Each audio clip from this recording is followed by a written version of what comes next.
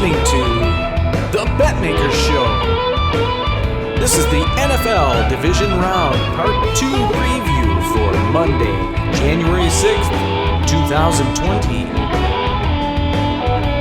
And now, live from Las Vegas, the host of the Betmaker Show, Brian Blessing.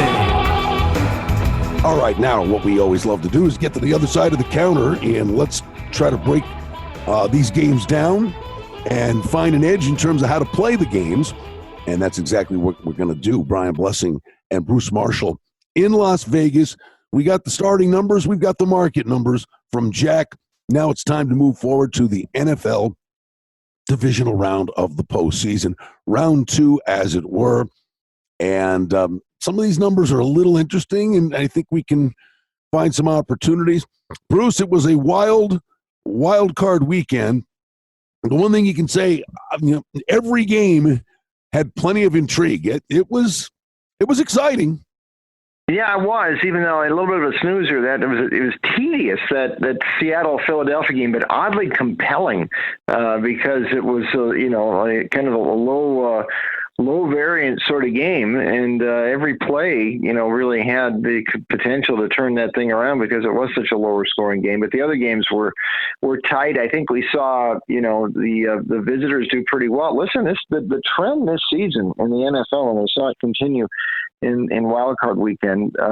Underdogs and visitors, this has been sort of their year. Now the Wild Card round has been an underdog round for the last couple of years, and depending upon what we wanted to call the spread in that Philly-Seattle game, there were some +1s for Seattle out there at the end. And there are some people who got pushes out of the Buffalo-Houston game at 3. So it sort of held to what we'd seen most of this season. And in that was the road teams and underdogs were close to 60% plays this year. And that's a pretty strong trend for an entire season. And it held up most of the way through the wild card weekend. All right, interesting enough, of the 4 games, there's only one number where I see that I think there's belief and some momentum coming out of wild card weekend in relation to the wagering number, and that's the game we're going to talk about here, Minnesota and San Francisco, that sits with the Niners as 6.5-point favorite. Total in the game is 45.5. Bruce, right here on this podcast, and I know it's been the better part of a month now, when we started getting to the home stretch and saying, who's the team? If you want to find a value team and give yourself one good kick and maybe a chance to make a run, who would the value play be? And I know we had talked about it. Minnesota, if Cook was healthy, had the potential to be a really dangerous team. And they shelved him for a couple of weeks. They just looked atrocious. And everybody said, well, Thielen's not 100%. And the one that I kept saying, yeah, is he? I don't know. Because when there's no running game, there's no time for Cousins to let a guy like Thielen run his routes. And they just looked atrocious for the last couple of weeks. But it's like, but if Cook comes back, that's a real dangerous football team. And Cousins gets the monkey off his back. I think they're dangerous, Bruce. I think they are too. And you warned about that, around Thanksgiving or so. And you look back at that Green Bay game a few weeks ago on that Monday night, and you wonder if in that game maybe Mike Zimmer, just overly cautious and said, why should I risk Cook here? Even if the Vikings won that game, they were unlikely to win the North. It would have required the Packers losing the next week to the Vikings, which to the Lions, which they almost did. But no matter, the point is well taken. I mean, this is a different team, and it changes what they do offensively because so much of their package is based around the play action when they throw, when Cousins can sell a fake in his running game, and that's where Cook comes in. This is interesting here because the roots of both of these offenses for Minnesota and San Francisco go back to Mike Shanahan. And there's a lot of Shanahan influence both ways. Obviously, with San Francisco, with Shanahan's son running a variation of the same Shanahan offense. But remember, Gary Kubiak is a Shanahan disciple, too. And there's a lot of that same stuff, what Minnesota does to what San Francisco does. And that bases the passing game off of play action.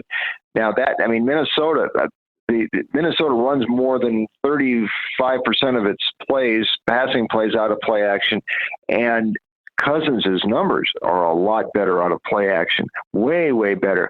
Conversely, San Francisco this season had a little more trouble with teams that did that. Their numbers against the play action, and I wouldn't figure it should be that bad, but that's just what it was. The quarterback ratings were much, much better using that against San Francisco's defense, maybe because it slowed down that pass rush a little bit. And with Bosa and Armstead, and they got Dee Ford back this week, Cousins better be able to do something to slow that pass rush down. And the ability to use Cook and to fake to him and to use the play action is very important. And I think that's one fundamental area where Minnesota is going to be able to maybe have a little bit better chance against this voracious San Francisco defense than a lot of other teams we've seen this year, Brian. And the one thing I take away, everything we discussed, I think is the starting point, but Minnesota was able to slow down a New Orleans team on the fastest of tracks. And here we go to a grass game. And I wonder if this is more, let's punch each other in the mouth. It's going to be a lot of Cook, and we know that San Francisco's got the three-headed running back. Who knows, one week, is it Breida? Is it Mostert? Is it Coleman? Who's it going to be? The funny thing is, I don't know that he has, but Cousins could be dangerous because he goes and he wins the game that everybody said he can't win the game. So now he won the game. I think the X factor here is, does Garoppolo protect the football? I really think that might be the difference in the game. If Garoppolo plays a safe, sound game, San Francisco's probably okay. But if San Fran turns the ball over, Minnesota could be walking out of here with a win. Yeah, I think that's pretty much the size of it here. And a lot now Garoppolo is in this position where he's got to win a playoff game now too. Which Cousins got that monkey off his back, and Garoppolo hasn't had a lot of chances here, if any. So this is sort of a new adventure for him. One thing about San Francisco though this season, I thought the offense improved as the campaign went along too. They had some. Nicked up some in the running game, but some of these guys emerged. Mostert turned into a very good back, very functional, can catch the ball out of the backfield, runs hard. And when they added Emmanuel Sanders from Denver around midseason, there was another downfield threat. Suddenly, the combination of Sanders and Deebo Samuel, the rookie from South Carolina, the downfield passing game's got some teeth now for these guys. And we know Kittle is maybe the best tight end in the league, and Garoppolo loves to use him and attack over the middle. So they actually might test Minnesota's defense. And that secondary was a bit banged up, but it held in there very good against the Saints last week. And that's credit to Mike Zimmer and his defense. But they're going to be tested here by Garoppolo and his weapons, which is why I think San Francisco can win this game and will, but not by a lot. And sticking with the trends of the visitors and the dogs. And the fact San Francisco's point spread performance was so much better on the road than at home this year too. We took Minnesota plus. Our score was 26-24 Niners in the gold sheet, but that's a vote for Minnesota plus. And I think there's going to be a few points scored in this game too, just because San Francisco's score lines are going up a lot as the season progressed. I'm with you on the cover. I think they can win. I think this is a dangerous football team. All right, let's move on to Tennessee and Baltimore, with Baltimore a 9-point favorite, and the total in the game is 47. Now, I think Minnesota got a ton of credit, and it was reflected in the number.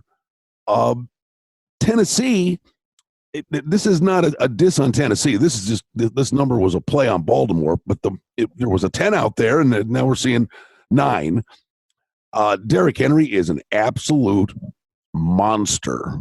Oh, he is, and it almost took the switch to Tannehill at quarterback for Arthur Smith, the offensive coordinator, to really realize he had to do something different with this attack and not use Henry as much as a decoy, as I thought he was doing a little bit too much when Mariota was there and the first month of this season. But once Henry got rolling, and in general, he Yeah, big first half too, but the second half wasn't bad against New England. But generally, he got stronger as the games went on, and he ended up leading the league in rushing, almost 1,600 yards. It's a different sort of a threat. I mean, he is just a big back and comes north-south, but he also can accelerate. And if he gets clear, he had several big runs this year too, and he can get to the edge, and the Patriots found that out, and I think it's going to challenge Baltimore some here too. So he's a beast, but the offense, of course, turned way around with Tannehill. We were talking about this yesterday. I was not a huge Tannehill fan his years at Miami, but you know what? It's different now. Now he's got a big-time running back. He's got actually some protection here, and we know Tannehill can do some things. Guy was a receiver for a couple of years at Texas A&M. He's a very good athlete, and he can run and make some things happen himself. So all of a sudden, the light switch has gone on. Henry, Tannehill, the whole thing. Tennessee is a very compelling package right now as it moves into Baltimore for the division round.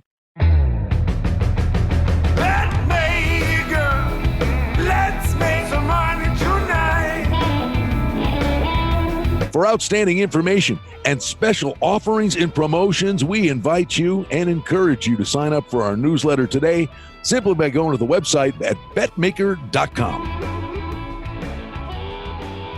Well, I will say this to you, Bruce. The total in the game, we're sitting at 47. And this is the game. Now, let's find out what the forecast is. But this is a game I can see track meet city. For Tennessee's offense to say, look, okay, Belichick's going to take Brown away. Boy, did he. 1 catch, 4 yards. You know, that part of the game was just dead and gone. And Tennessee said, okay, well, here he comes. You stop him. And they couldn't. Well, now all of a sudden, Brown's not facing Gilmore. And this passing attack is back in play for Tennessee this week. And we know Lamar Jackson in the video game kind of stuff he's been doing. I think this is a track meet. I see them going up and down the field on each other all day. It could be. It's interesting. Now, it was different last year when these teams played in Nashville last year. Now, it was Flacco against Mariota in that game. And, boy, did Baltimore come after Mariota. 11 sacks, and it was 21-0. But that was, and again, the dynamics were a bit different. That's before Jackson took over, and like I said, it was Mariota. But keep in mind, too, that Tennessee's defensive coordinator, Dean Pease, was many years working for Harbaugh in that same role with Baltimore. Now, the Jackson offense for Baltimore is totally different than it was with Flacco in there. So Pease hasn't had to face Jackson yet. But anyway, there's plenty of familiarity there. These are two of the best rushing teams in the league. And part of Baltimore is because Jackson runs a lot out of passing formations.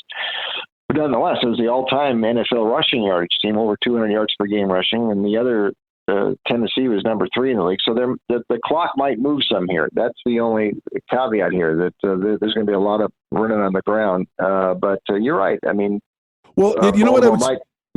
I just throw this at you. Might work better. Yeah. Right. The New England thing, that's Belichick, right? He takes Brown away. And we all knew it, right? Everybody said he's going to take Brown away, and there's put 8 in the box and try to stop Henry. And Tannehill he only 72 yards, but he made key throws at key times.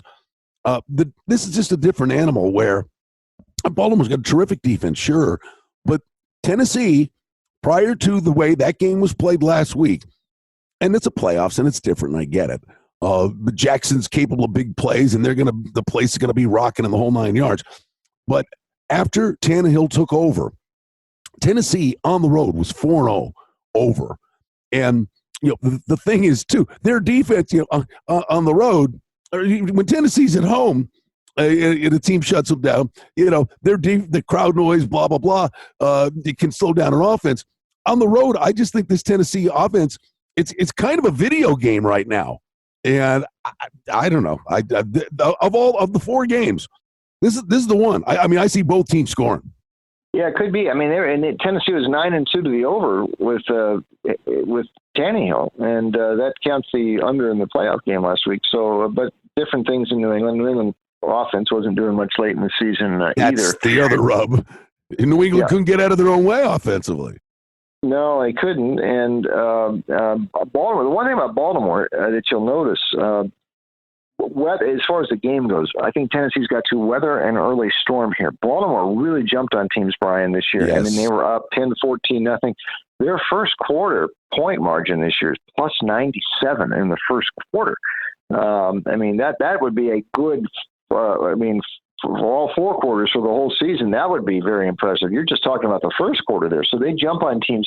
They're sort of like the way, Mike Tyson, when he was going good, used to jump on all the guys and, come at them the first round or two and score the knockouts. And that's what Baltimore has done.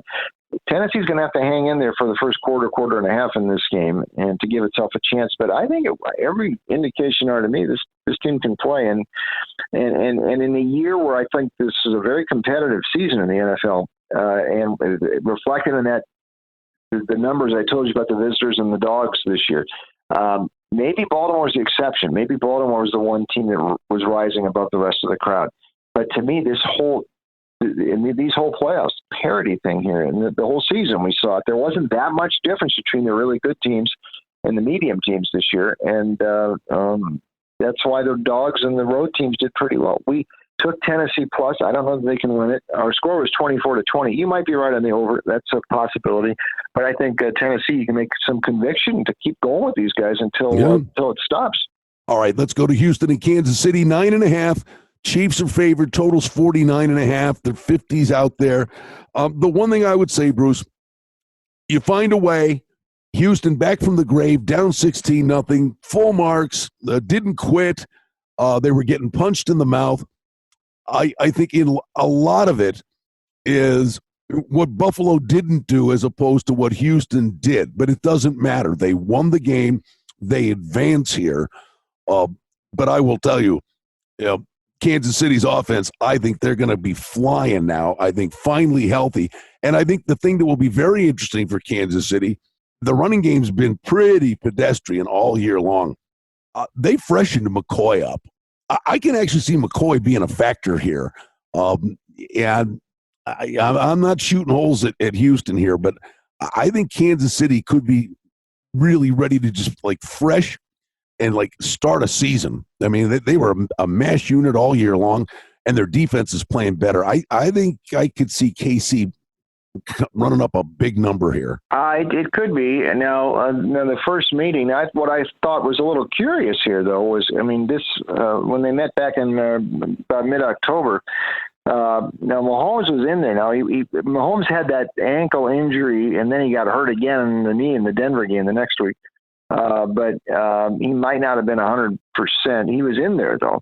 And Houston was 3 plus 3.5 plus 4, came into Arrowhead and won.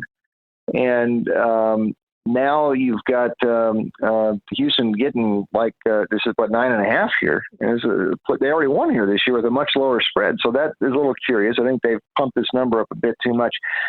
I don't think Kansas City, I know they're healthier here, but even so, they weren't putting up those Star Wars numbers quite this year like they were last season. Teams have seen this a little bit more, and they tended to play at a little bit slower pace this year, even though now they've got, and they finally got Hill in there. Hill, by the way, was playing that first game against the Texans. There's a lot of angles in this game. You've got Carlos Hyde, and Houston played the real chip on its shoulder that first game, I think, because of the matchup. One, Hyde was traded from Kansas City down to Houston in the summer. They kind of gave up on him in Kansas City. He ran motivated that first game, and he had 116 yards, key factor. Watson, often compared and measured against Mahomes, a guy who was taken 2 picks ahead of him in the same draft a couple of years ago. He outplayed Mahomes in the first game. Yeah, maybe Mahomes wasn't 100%, but Watson did very well. Watson ability to escape from the pocket. Let's also remember Romeo Crennel, the defensive coordinator for the Texans, used to be the head coach at the Chiefs. Now, that's several years ago, but he was fired by the Hunt family up there. So, it means something to Crennel, too. Anyway, they played with a real chip on their shoulder. They got J.J. Watt back. And Watt made a difference last week. He was making some plays against Buffalo, and I think that's key here to try to disrupt Mahomes a little bit. The other thing, the big thing for me here, though, and for us, this Kansas City defensive renaissance this year, and we saw much better numbers posted by the Spagnuolo defense than last year for Bob Sutton. But look at who they're beating here down this stretch when this defense was playing supposedly so well. A lot of teams that were struggling. New England was in there when it was having problems. Denver, that game was in the snow with a rookie quarterback. The Chargers, who had a real problem this year with the Rivers. The Raiders, when they were really going into a funk. They're going to get challenged a lot more here than Watson did last week. Listen, he is a big game quarterback, and we're just seeing a little bit in the NFL. We saw it in college. I mean, to do what he did at Clemson, I mean, he's been on the big stage before. And I think Houston can play these guys tough. 28-26 our score forecast. Kansas City to win and maybe survive it, but not easily. I think Houston's got every reason to come in here and keep this thing close. Yeah, the one thing I would completely maybe strong, but I would throw out the first matchups between these two teams. Like the Seattle-Philly thing, they basically played the same game they had played not too far in the past, albeit Wentz got hurt in the game, but it was basically the same game. As you said, it was grindy and ugly. But the Houston-KC game, you go all the way back to October 13th. There were two things that were in play there, Bruce.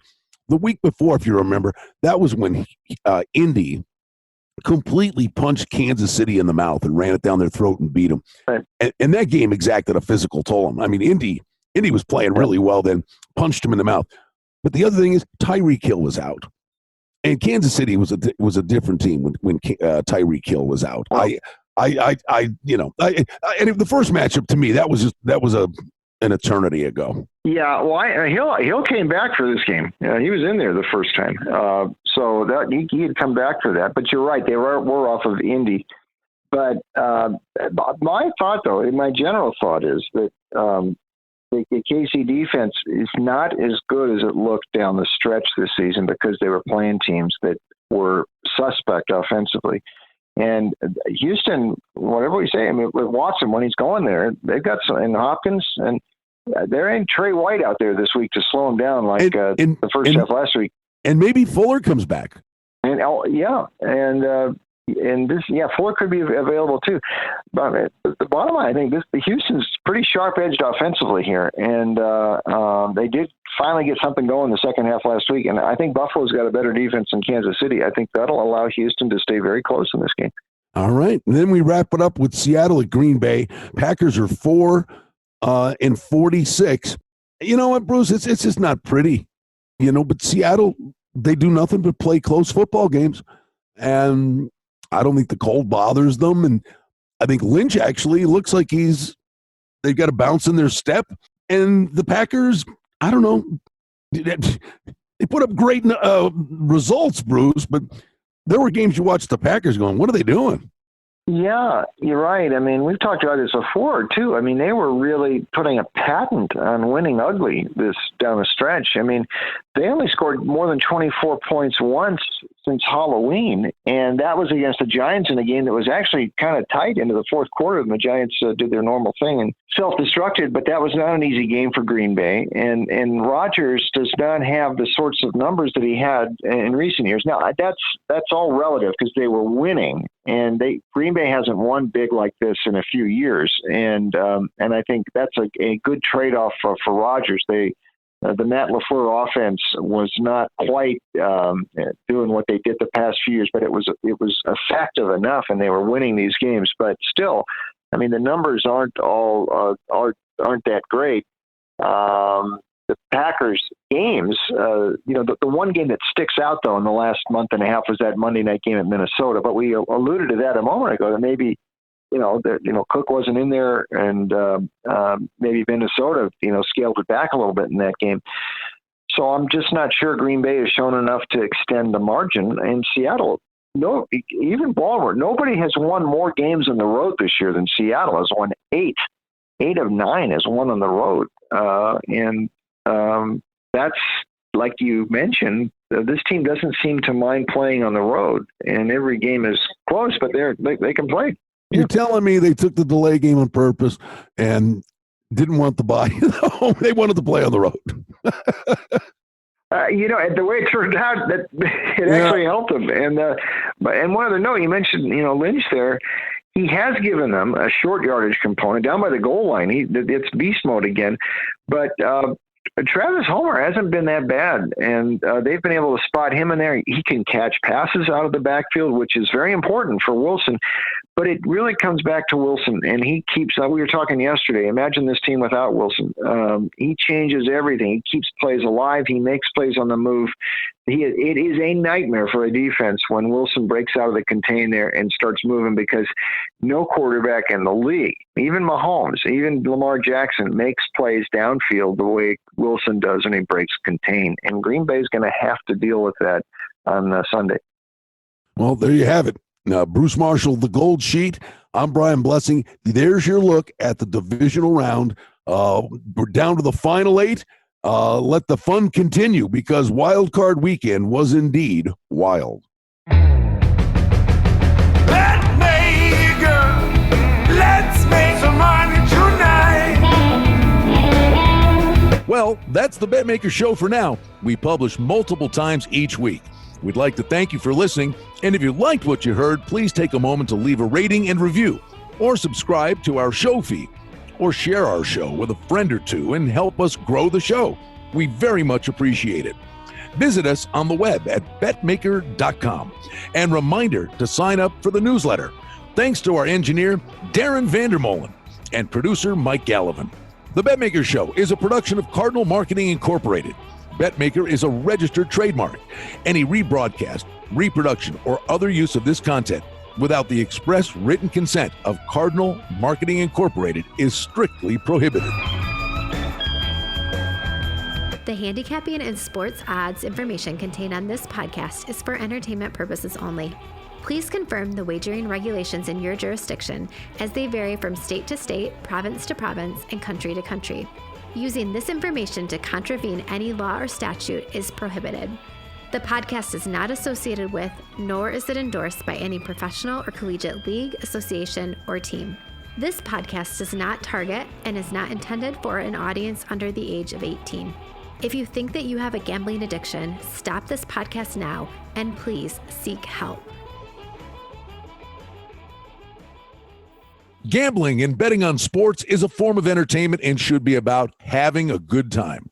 But when done excessively, it may negatively affect other areas of a person's life, such as their physical and mental health, school or work performance, finances, and or interpersonal relationships. At Betmaker.com and the Betmaker Show, we're concerned about the addiction that gambling may cause, and for this reason, we encourage everyone to practice responsible gambling. An approach to gambling that helps you ensure that it remains an enjoyable activity. Here are the main principles of responsible gambling. Don't think of gambling as a way to make money. Always gamble with money that you can afford to lose. Set limits and stick to them. Never chase losses. Don't gamble when you're depressed or upset, and create a healthy balance. Always be aware of how much time you spend gambling or thinking about gambling. And do not allow gambling to cause you to miss out on time with family and friends or time spent on other activities you enjoy. By following these guidelines, gambling can be a good time and great entertainment. If you feel at any time that your gambling is taking away from important areas of your life, is causing you stress or depression, or is leading to financial losses that are beyond your control, please reach out for help. Learn more at responsiblegambling.org.